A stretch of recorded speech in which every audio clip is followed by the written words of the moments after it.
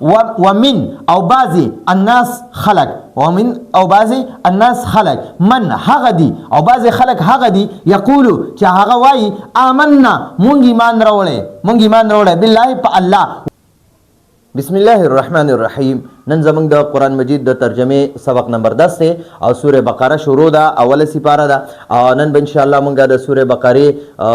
اتم نهم او لسم نمبر آیاتونه وایو. د دې لفظي ترجمه وکاو، ورسره مختصر تفسیر کو. نو اول تلاوت کو، داغه نه پس په ان شاء الله العزیز بیا د دې لفظي ترجمه او لږ به ربط وایو مخکی آیاتونو سره، داغه نه پس په ان شاء الله مختصر تفسیر کو. نو اول د دې مونږ تلاوت کو. اعوذ بالله من الشيطان الرجيم. بسم الله الرحمن الرحيم. ومن الناس من يقول آمنا بالله وباليوم الآخر وما هم بمؤمنين يخادعون الله والذين آمنوا وما يخدعون إلا أنفسهم وما يشعرون. في قلوبهم مرض فزادهم الله مرضا ولهم عذاب أليم بما كانوا يكذبون. صدق الله العظيم. اوس په ان شاء الله مونږه لفظي ترجمه وایو او بیا به داغې نه پس مختصر تفسیر وایو. ښه، دلته کې وایي ومن الناس، من چې دی دا حرف جاره دی، حرف جر دی او د خپل ذاتی معناوي نه، اردو کې وایي سه. ٹھیک شو جی. خو دلته به مونږه د دې معنی کو بازي. دلته دا من تبغیزیه دی، من د تبغیز د پاره، یعنی د بازي معنی به مونږه کو. ومن د واو معنی د او، من معنی د بازي. او الناس، دا الناس چې دا اسم جمع ده. ٹھیک شو جی. دا د لګو او د ډیرو زیاتو د پاره مرضی، لکه د دریو کسانو د پاره مرضی او د 3000 3 لک 310 پس 3 کروڑه پورې اوممزا. نو دا اسم جمع ده. دا اصل کې اناسن بیا په الف لام داخل شو، دا حمزه ته د تخفیف د پاره ختم شو، نو د اناسن نه الناس شو، الناس. نو ومن الناس او بعضی خلق من هغه دی، من هغه دی. دا من چې کنه دا اسم موصول دی، دې ته به ولي کما اسم موصول.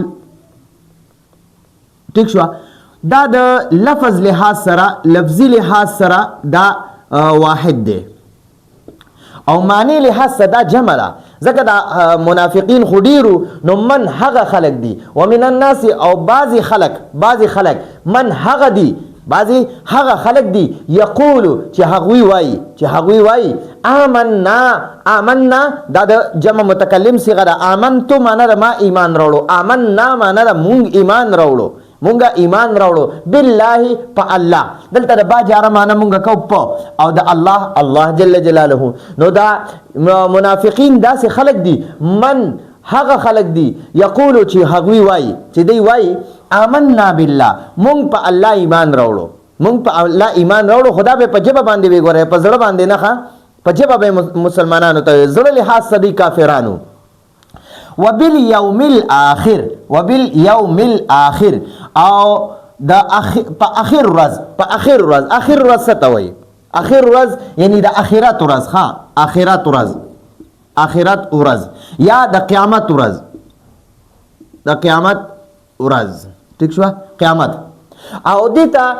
یوم الاخر ولی وی. نو مفسرین لیکلی دی وی لا لیلة بعده، یعنی چې د دې ورځ نه پس په بیا شپه نه راځي. د قیامت ورځ چې قایم شو کنه بیا بس شپې ختم شوې، بس دغه نه به ورځ شروع شي، بیا به تر اخره پورې ورځ وي. نو دا منافقین چې دي کنه، منافقین دی وای آمنا بالله، مونږ په الله ایمان راوړل. آمنا د جمع معنی به مونږه کوخه، دا د جمع متکلم صيغه ده. آمنتو د واحد متکلم صيغه ده، دې معنی ما ایمان راوړو. او آمنا معنی مونږ ټول ایمان راوړو بالله په الله باندې. وبالیوم الاخر او د اخرت په ورځ، یعنی قیامت په ورځ. نو بالیوم الاخر دته یوم ورځ ته وای او اخر دا د قیامت ته وای، د قیامت ورځ ته وای،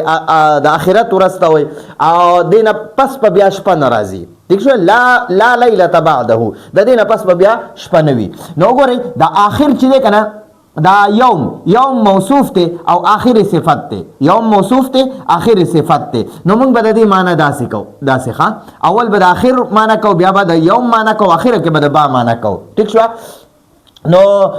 آخر ورځ باندې آخر یعنی یا داسې وکړئ اول د با معنی وکړئ په آخر ورځ یعنی په آخرت، د آخرت په ورځ، د آخرت په ورځ یا د قیامت په ورځ، د قیامت په ورځ. نو منافقین وایي ومن الناس او بعض خلک من هغه دي یقولو چې وایي یقولو. نو ته به وایې چې یار دا منافقین خو ډېرو، دلته دا یقولو د فعل مضارع واحد صیغه ولې ده. نو یاد وساتئ دا لفظي لحاظ سره د دې من موصوله صله راځي. نو د دې من چې دی دې کې بیا هو ضمیر دی، هو ضمیر. نو دا دی من ته راجع دی، من ته راجع دی ځکه دا من لفظي لحاظ سره واحد دی کنه، معنی لحاظ سره جمع دی، د معنی لحاظ سره. نو دا یقولم بیا د معنی لحاظ سره جمع راځي او داسې لفظي لحاظ سره دا واحد دی. نو مونږ وایو من هغه دی ومن الناس او بعض خلک دا منافقین یادی، منافقین بعض خلک من هغه دی یقولو چې هغه وایي آمنا مونږ ایمان راوړو، مونږ ایمان راوړې. دا آمنا دا د فعل ماضی د جمع متکلم صيغه ده، فعل ماضی جمع متکلم صيغه ده. نو په تیر شوي وخت کې بدی وي مونږ ایمان راوړې بالله په الله، مونږ په الله ایمان راوړې دي. ٹھیک شو، مونږ په الله ایمان راوړې. وبالیوم الاخر او د آخرت په ورځ یا په آخر ورځ یا د آخرت په ورځ، د قیامت په ورځ مونږ په الله ایمان راوړې او د قیامت په ورځ باندې ایمان راوړې. او دلته کې سوې وما او ندي هم هغوی بمؤمنین ایمان راوړین کی، یعنی حالانکه هغوی ایمان نه دی راوړی، هغوی هرگز ایمان نه دی راوړی. وګورئ ما نافیه دی، نافیه د دې معنی ده نه. ٹھیک شو. او هم معنی ده هغوی، هم دا د جمع ضمیر دی د غایب د پر راځي او هغوی نه دی بمؤمنین ایمان راوړین کی. مؤمنین دا جمع مذکر سالم دته وایي، جمع مذکر سالم دا د جمع مذکر سالم صيغه ده. او دلته دا با چې ده کنه دې با ته موږ با زائده وایو، با زائده یا معنی لحاظ سره دا زائده ده او نور ترکیب لحاظ سره به موږ دا با جاره منوخه. نو ګورئ وما هم بمؤمنین دا ما چې مشبه بلیس ده، ما مشبه بلیس او دا چې یو اسم غواړي او یو خبر غواړي، نو خبر دا منصوب غواړي. نو دلته کې با جاره شو او کله چې د ما په خبر باندې با داخله شي کنه، با زائده داخله شي، نو دوی کې بیا تاکید پیدا شي. د تاکید د پاره دا با راغلی ده، دا با جاره د تاکید د پاره راغلی. وما هم او هغوی نه دي بمؤمنین ایمان راوړونکي. نو د دې معنی به موږ داسې بیا کوو وما هم بمؤمنین او هغوی هرگز ایمان راوړونکي نه دي، هغوی هرگز ایمان راوړونکي نه دي. نو دلته را بعد تاکید د پر راغی بالکل ایمان راوړونکي نه دي. هغه خو په جبه باندې وای چې آمنا بالله مونږ په الله ایمان راوړل او بالیوم الاخر او د آخرت په ورځ باندې ایمان راوړل. ٹھیک شو. وما هم بمؤمنین او هغه هرگز مؤمنان نه دي. نو دا نبی علیہ السلام ته الله پاک دا منافقان خودل او دا مدنی صورت ته ځکه پکې الله پاک د منافقانو تذکره وکړه. او دینه مخکې چې کوم مکی صورتونه تیر شوي نو هغه وخت کې د منافقانو وجود اډولونه دا هغه زمانه کې منافقان نو الله جل جلاله په مکی صورتونو کې د منافقانو اډول ذکر کړی نه دی. او چې کله نبی علیہ السلام مدینه منوره ته راغی او بیا د په دویمه هجری کې جنگ بدر شو، د بدر د جهاد شو، جنگ شو، نو بیا مسلمانانو چې الله فتح ورکړه کنه په بدر کې، نو الله جل جلاله د دې په فتح باندې ډیر زیات خوشاله شو. نو دغه وجه نه چې مدینه منوره کې کم يهوديانو کنه يهوديان نو اغي وی چیرې دا خو دی خو فتح ملاو شو او اوس په دی هر ځین کې دی کامیابیږي. نو راشه دی ته په جبه باندې وایا، په خله باندې وایا چې مونږه په الله ایمان راوړو، د آخرت په ورځ باندې ایمان راوړل. نو الله پاک قرآن نازل کو چې ګوره وره دا خبره یاد وساتئ کم د مدینه منوره کې دا کم يهوديان دي په دې کې دا باس تاسو ته وایي چې مونږ په الله او د الله مونږ په الله باندې او د قیامت پر ورځ ایمان راوړل. خو یاد وساتئ ګوره هغه بالکل مؤمنان نه دي، هغه هرگز مؤمنان نه دي. وما هم بمؤمنین او هغه ګره هرگز مؤمنان نه دي. نو دغه الله پاک نبی علیہ السلام ته خبر ورکو. او منافقان، منافق څه ته وایي؟ منافق دی خو درته بیا زه وایم چې منافق وایي څه ته نفاق چې دی که نه نفاق دا د باب مفاعله نه جوړ شوی دی نفاق نو دا نفاق چې دی که نه دا مونږ ورته وایو یاره دا پلانې چې دی دا دوه پړي ځای دی یا دوه مخي ځای دی چې ستا په مخامخ یو خبره کوي او د بل په مخامخ بل خبره کوي نو مونږ دغه کس ته دوه مخي ځای وایو یا دته مونږ دوه پړي ځای وایو اردو کې ورته دوروخي وایي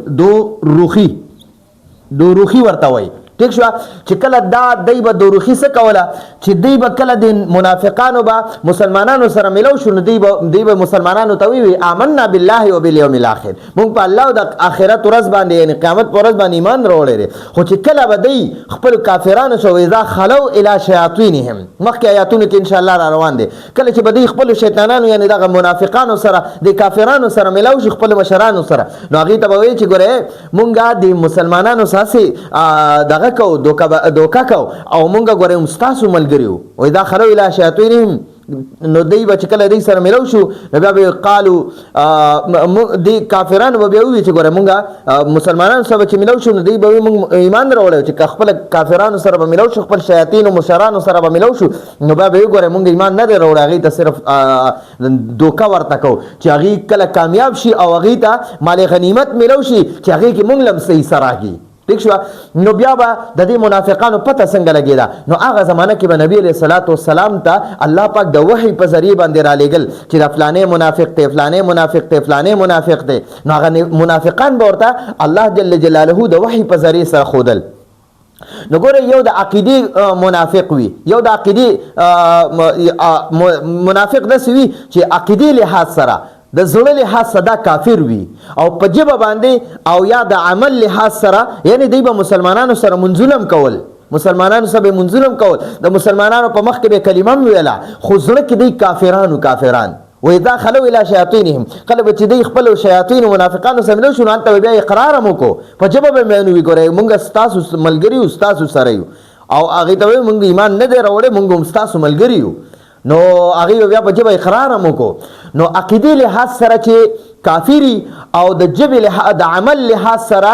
ځان مسلمان ښکاره کوي نو دته منافق وایي خو که چېرته د عقیدې لحاظ سره کافر وي او عملونه او عادتونه دا د کافرانو کوي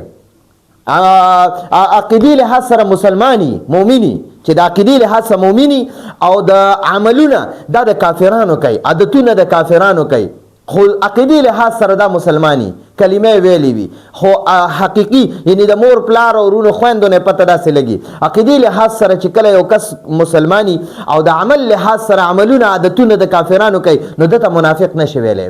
دا چې دی دته فاسق او عاصي ویلی شي فاسق او عاصي ګناهګار د انسان ګناهګار دی فاسق دی خدا منافق نه دی دته بیا نشي ویلی نو د نبی علیہ السلام په زمانه کې به منافقان د وحی په ذریعې نبی علیہ السلام ته الله پاک ښودل یو صحابیو هغه سره حذیفه رضی الله عنه حذیفه ابن یمان رضی الله عنه هغه ته الله پاک سره 300 نه زیاتو منافقانو لیست ورکړو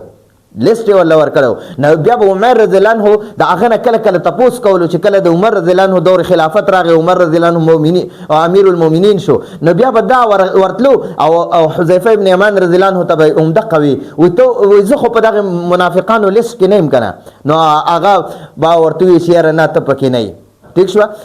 نو دا منافقان داسې خلکو نو دی به وی آمنا بالله و بالیوم الاخر خو الله پاک بیا تنبیه ورکړه مؤمنانو ته چې ګوره یاد وساتئ وما هم بمؤمنین او دوی هرگز مؤمنان نه دي نو اوس دلته کې وایي یخادعون الله خادع یخادع مخادعة دا د باب مفاعله صيغه ده د جمع مذکر غایب د جمع مذکر غایب نو دې کې مونږ وایو په دې کې دا واو ضمیر بارز د جمع دی د جمع واو ضمیر بارز دی پکې خو د اسانته د پاره دی کې مونږ وایو یاره دې کې دا هم ضمیر دی هم ضمیر دی پکې د هم کې دا هم اشاره چې ده کنه دا هم معنی ده هغوی دا هم معنی هغوی چاته اشاره ده دغه منافقینو ته اشاره یخادعون هغوی دوکه ورکوي چاله ورکوي الله جل جلاله لا ٹھیک شو نو یخادعون فعل فاعل دی او دا الله منصوب دی نو دا ورلا مفعول به دی نو دا منافقان چې دی الله له دوکه ورکوي نو یاد ساتئ الله جل جلاله عالم الغیب دی. الله جل جلاله له څوک هم دوکه نشي ورکولی. دلته مراد دا دی چې دوی په خپل خیالاتو کې وي،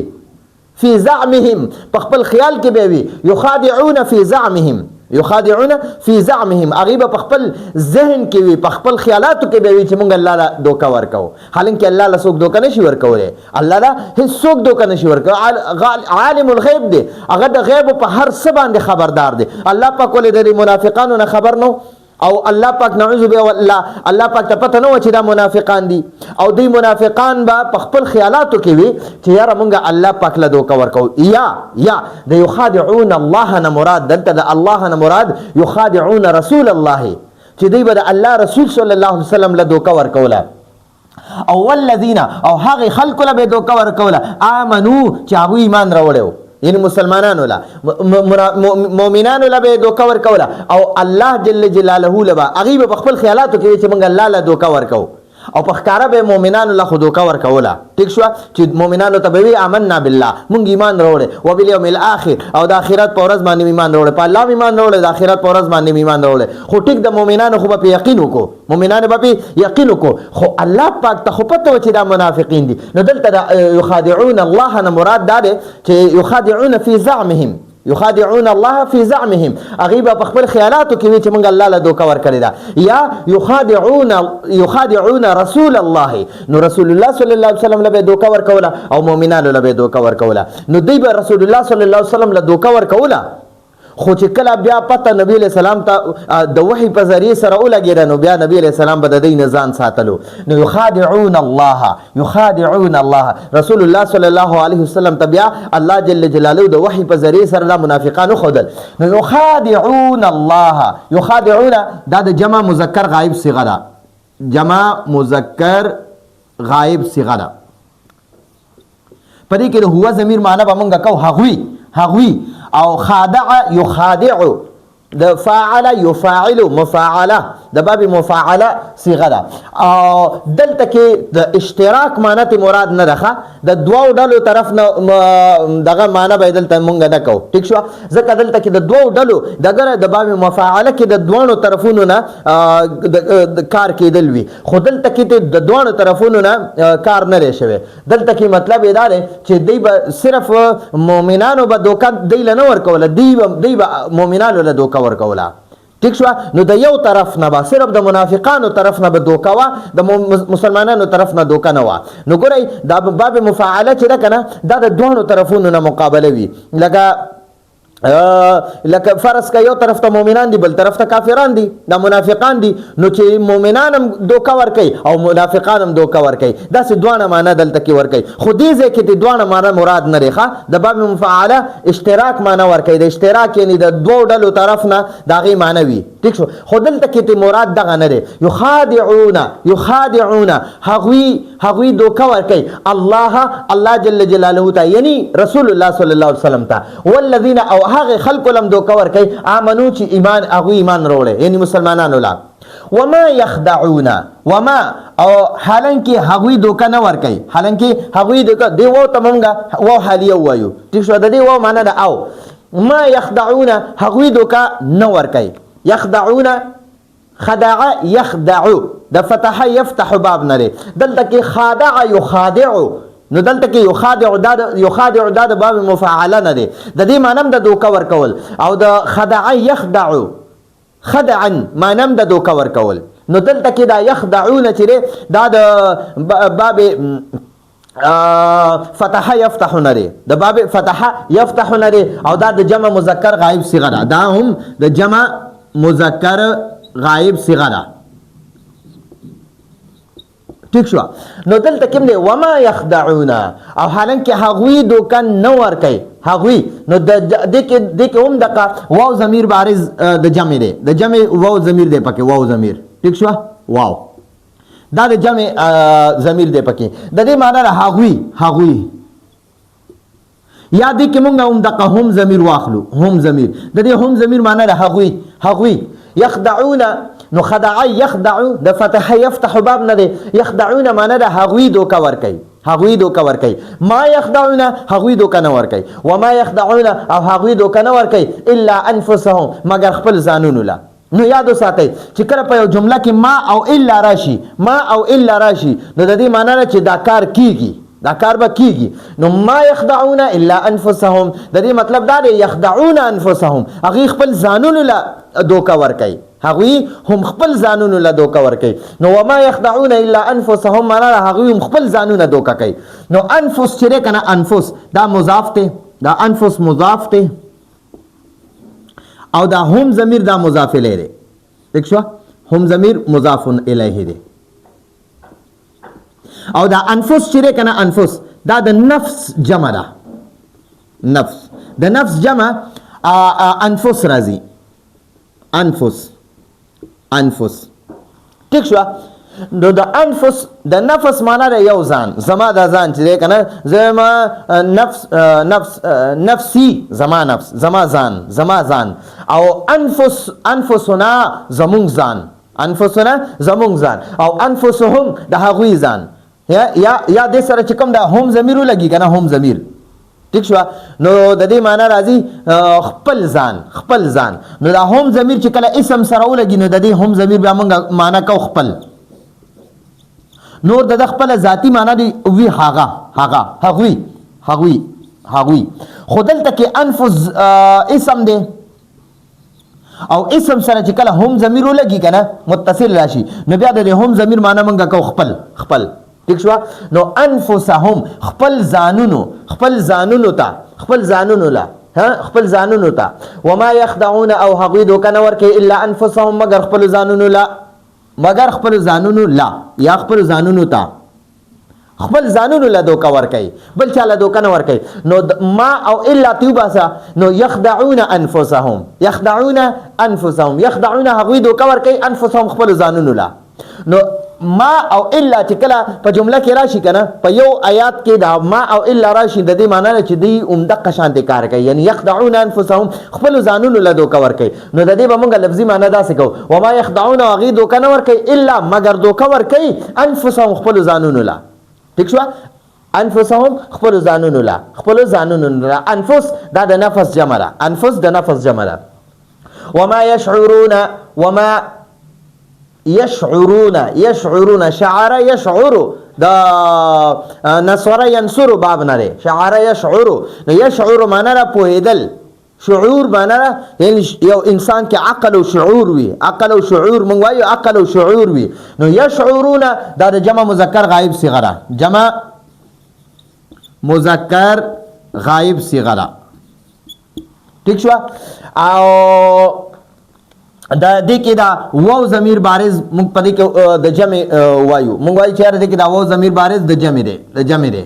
او یا وایو چې دې کې هم ضمیر دی هم ضمیر هغه هم دقه منافقین ته راجع دی ٹھیک شو منافقین ته راجع دی وما یشعرون او دغه منافقان نه پوهیږي په دې خبره دی خپل ځانونو له دوکه ورکوي خو دی په خپل خیال کې وایي چې مونږ الله جل جلاله یعنی د الله رسول صلی الله علیه وسلم او مسلمانانو له دوکه ورکو حالانکه دی نه الله له دوکه ورکولی شي او نه د الله رسول صلی الله علیه وسلم له او نه مسلمانانو له بلکې دی خپل ځانونو له دوکه ورکوي خو په دې خبر دی پوهیږي نه په دې خبره دی نه پوهیږي دی خپل ځانونه دوکه کوي چې یاره مونږ خو بس ایمان راوړی دی په ژبه باندې وایي په الله باندې او د آخرت په ورځ باندې حالانکه دی وایي داسې نه دي دی په زړونو کې نفاق دی نفاق فی قلوبهم د هغوی په زړونو کې مرض دی مرض فی قلوبهم مرض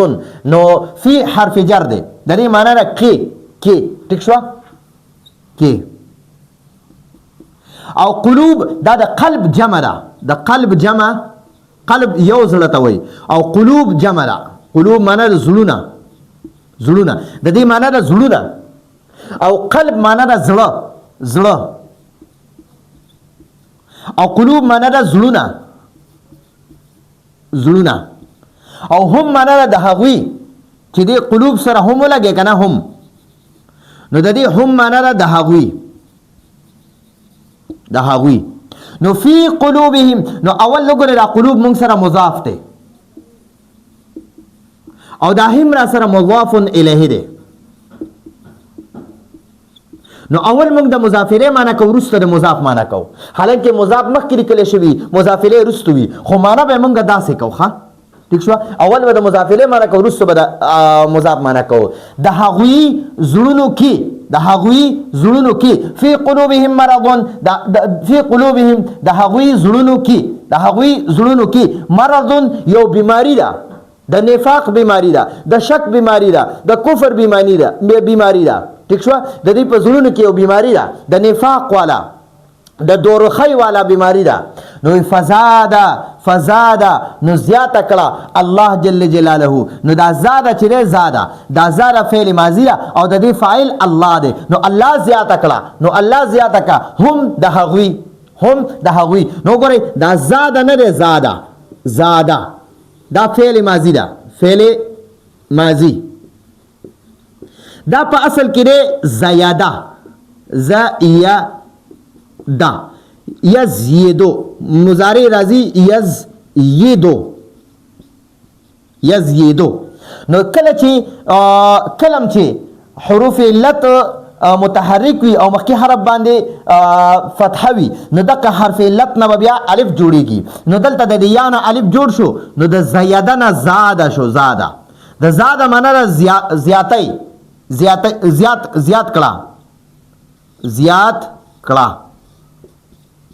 زیات کړو. ٹھیک شو، نو فزادا نو زیات کړو. چا زیات کو؟ وګورئ دا الله مرفوع دی، مرفوع نو فاعل الله دی، دا فاعل چې دا الله جل جلاله دی. د دې زیاتولو فاعل څوک دی؟ الله جل جلاله. او دا هم ضمیر هماغه منافقانو ته، دا مفعول دی، دا منافقانو ته. نو یاد وساتئ کله چې فعل راشي کنه او دا هغه فاعل ښکارا اسم وي، ښکارا اسم ظاهر وي، چې کله فعل راشي او فاعل اسم ظاهر وي، نو مفعول به بیا فعل سره لګیږي، د فاعل نه به مخکې مفعول لګیږي او مفعول په ضمیر کې راشي. ګورئ چې فعل وي او فاعل چې دی هغه اسم ظاهر وي او مفعول چې دی مفعول اسم ضمیر وي، نو بیا دا مفعول چې دی دا به فعل سره لګي او فاعل به ترې وروسته لګیږي. نو دلته کې فزاد الله المنافقین، فزاد الله نو الله زیات کو المنافقین د منافقانو څه شی زیات کو؟ مرض، دغه مرض نورم زیات کو. نو فزادهم الله جل جلاله د هغوی زیات کړو. د رفع معنی موږ کو نو زاد معنی دا زیات کړه هم د هغوی الله جل جلاله مرض بیماری، د هغوی دغه د نفاق بیماری الله نورم زیاته کړه. او د څه د وجې نه زیاته کړه؟ چې الله جل جلاله د مؤمنانو له نور فتح ورکړي، چې نور فتح به ورکوله نو د دې حسد او کینه او بغض او نفرت دا به نورم زیاتېدو. چې دا ولې سوځېدل به. نو مفتی سعید پالنپوري صاحب تفسیر کې لیکلي هدایت القرآن کې وای الله به د مسلمانانو له نور فتح ورکولي او قرآن به نورم نازلېدو. نو د دې منافقانو د زړونه به ډېر زیات سوځېدل، وای کباب به کېدل. نو د دې دا مرض به الله نورم زیاتولو. د زړه دا بیماری چې ده دا نفاق او حسد او بغض او کینه او نفرت دا شک دا به نورم الله زیاتولو. ٹھیک شو، دا به ځکه زیاتولو چې دی په حقیقت کې مسلمانان نه وو، دی په ژبه باندې ځان ظاهرو چې موږ مسلمانانو، نور عقیدې لحاظ سره دا کافرانو. او په دې کې بیا ګوره عبد الله ابن سلام رضی الله عنه دا هم په دې منافقینو کې مخکې نه وو، خو ده چې په حقیقت کې د رسول الله صلی الله علیه وسلم معجزې ولیدلې، د قرآن پاک معجزې ولیدلې، د مسلمانانو د فتح ولیدلې، الله پاک جل جلاله دغه د منافقانو د ګروپ نه راوښکلو او دا الله پاک اسلام کې داخل کو. او د پلارو د اغم عبد الله نومو، خو هغه عبد الله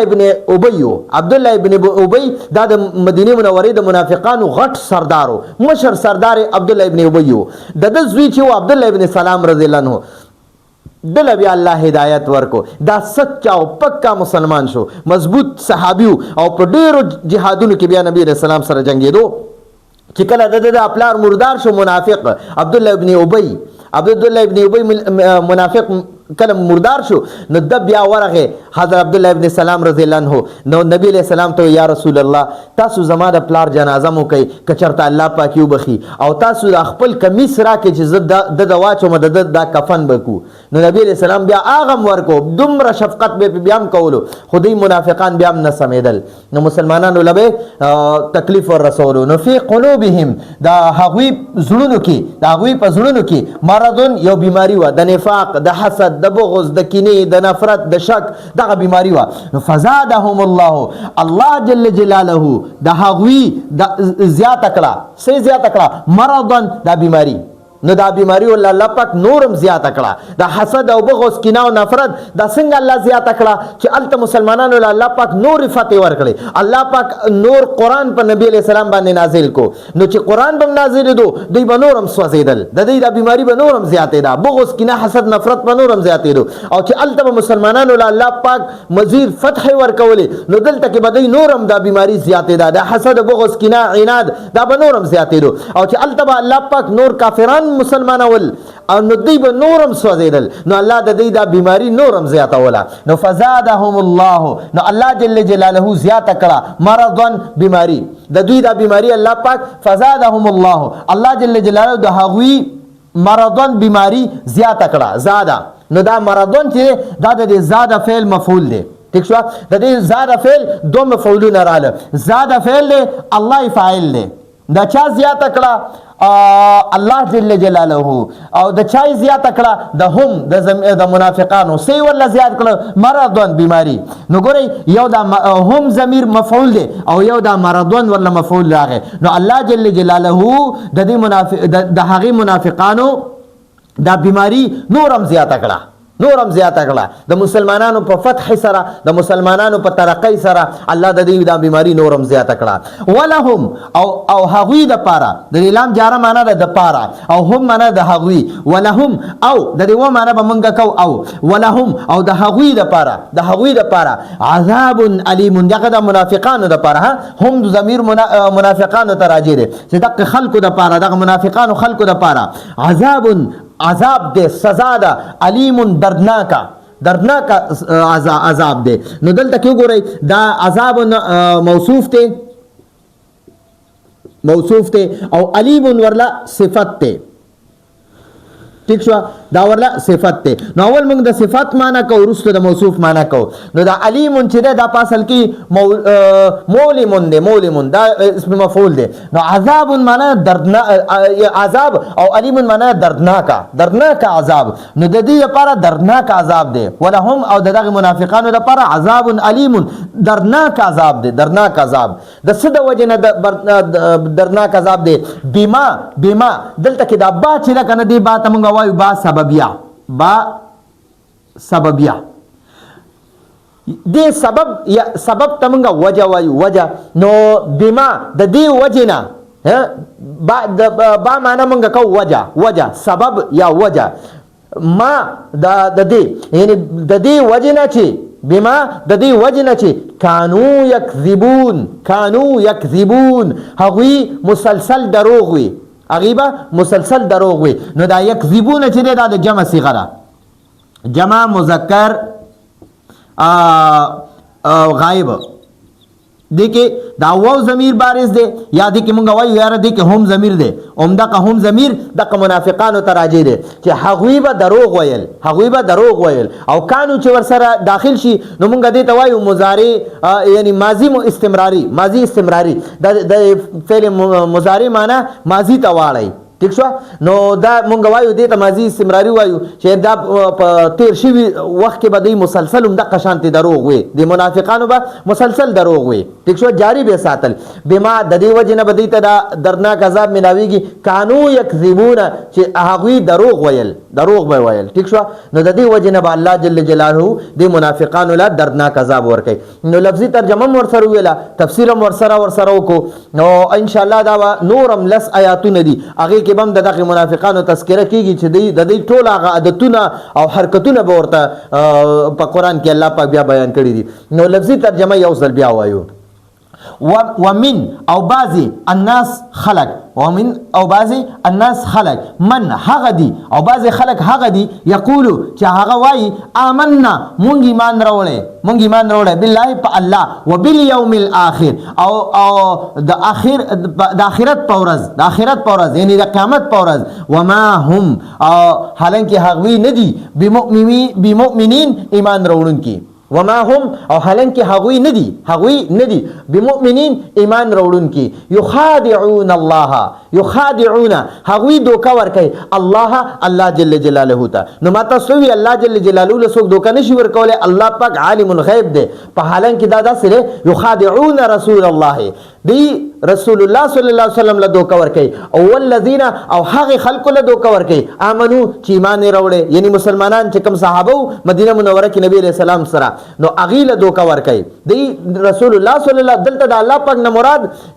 رسول الله صلی الله علیه وسلم دی یا دلته کې دی وی یخادعون الله فی زعمهم دا زعمهم والله محذوف روباسا یعنی خپل خیال کې دی وی دا منافقان دی دا غنی په خپل خیالاتو کې چې مونږ الله له دوکه ورکو والذین آمنوا او هغه خلکو له چې ایمان راوړی یعنی مسلمانانو له دوکه ورکو دی په خپل خیالاتو کې دا وی چې مونږ الله له دوکه ورکو حالانکه الله له نشي ورکولی یا دلته کې د دې معنی داسې وکړه یخادعون رسول الله دی رسول الله صلی الله علیه وسلم له دوکه ورکوي والذین آمنوا او هغه خلک چې مؤمنان دي یعنی مسلمانانو له دوکه ورکوي وما یخدعون او حالانکه هغوی دوکه نه ورکوي الا انفسهم مگر خپل ځانونه له دوکه ورکوي هغوی بل چا له دوکه نه ورکوي صرف خپل ځانونو له دوکه ورکوي وما یشعرون او هغوی نه پوهېږي دغه منافقان نه پوهېږي فی قلوبهم د هغوی زړونو کې مرض یو بیماری ده ما تاسو وی د نفاق د حسد د شک د بغض د کینې د نفرت دغه بیماری ده د دې په زړونو کې ٹھیک شو د دې منافقانو په زړونو کې فزادهم الله نو الله جل جلاله نورم زیات کړه مرضن د دې د بیماری فزادهم الله مرضا نو الله جل جلاله زاد یزيد معنا زیاتول مونږ یار هغه پلانې سي زیات شو نو ګورې زمونږ د پښتو ژبې سره لګ دې د زاد ملاويږي زیات کړو هم د هغوی الله جل جلاله د هغوی مرضا بیماری زیات کړه نو الله جل جلاله دا غي د بیماری نورم زیاته کا ولهم او دا غي د پر عذاب الیم دردناک عذاب دی بما د دې وجنه چې د څه د وجنه دردناک عذاب دی د دې وجنه چې کانو یکذبون هغوی به دروغ ویل څه دروغ به وي مسلمانانو ته به وي چې مونږ ایمان راوړی آمنا بالله ٹھیک شو حالانکه دی به ایمان نو راوړی او چې کله خپل وایدا خلو اله شیاطینهم خپل کافرانو ملګرو سره ملو شو نو بیا هغه ته وی چې ګوره مونږه مسلمانانو ساسي دوکا کو او ایمان هم نه راوړی مونږه مستاسو ملګریو نو دی به مسلسل دا دروغ وي د دې وجنه الله جل جلاله به دیلا دردناک عذاب ورکي ٹھیک شو جی نو د جهنم خپل طبقه دي په هغه کې حاویه د ټولو نه خطرناک دغه ده خانه ده د اور د جهنم حصہ ده یعنی جهنم یو ځای دی د حاویه نوم دی نو د دې منافقانو لپاره به هغه حاویه وي ټیک شو حالانکه کافران به د دې حاویینه او د حاویتونه دردناک او خطرناک د اور زیره کنه چې دینه د نور جهنم د اورونه نه دي دیم ته پناه غواړي نو د منافقانو به هغه زیوي او د کافرانو به د دې منافقانو نه لګ آسان زیوي ځکه چې هغه خو په خپل خوله باندې صفاوي چې مون کافران یو او عادتونه هم د کافرانو کول او دی د لستونی مارانو دی به وی چې مونږه ایمان راوړی دی مسلمانانو ته وي او حالانکه دی به په زړه کې دی کافرانو نو ځکه به الله پاک دی له دردناک عذاب ورکوي چې په ښکاره به وي مونږ مسلمانانو او عقیدې لحاظ سره به دی کافرانو نو دا زموږ د نن ورځې درس دی امید دی تاسو په دې باندې پوه شوي زه کوشش کوم چې څومره آسان اصطلاحات او آسان الفاظو کې تاسو پوه کړم او انشاءالله امید دی چې تاسو په دې پوه شوي راتلونکي درس پورې اجازه غواړو هذا هو المرام والله اعلم بحقیقة الكلام